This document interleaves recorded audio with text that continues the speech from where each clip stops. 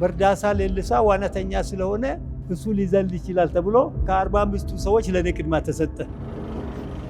መለያዋን ሲያደርጉ የተሰማውት ስሜት ምንድነው?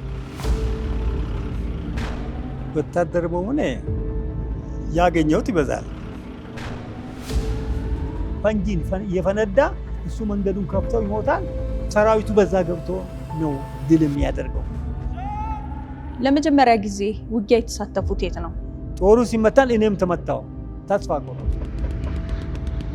እሁድ አግብቼ ሐሙስ ተነግሮኝ አርብ ወደ ድሬዳዋ እንዴት ተደረገ።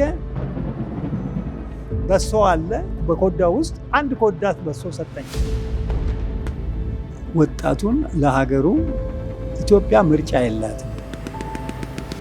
ለሀገርሽን መውደድና አለመውደድን የሚታየው በውትድርና ውስጥ ነው። ውጊያ ውስጥ እያሉ የእርሶ የቅርብ ጓደኛ ተሰውቶበታል? ሰውየውም ከሳንጃ ከወታደሩ ወጥቶ እዚህ ነው። የእኛ ሰራዊትም አስመራ ለቆ ወደ ሱዳን እየተሰደደ ነው ብሎ ሲነግረኝ እስከ ዛሬ ድረስ እንደዛ አለቀሱ።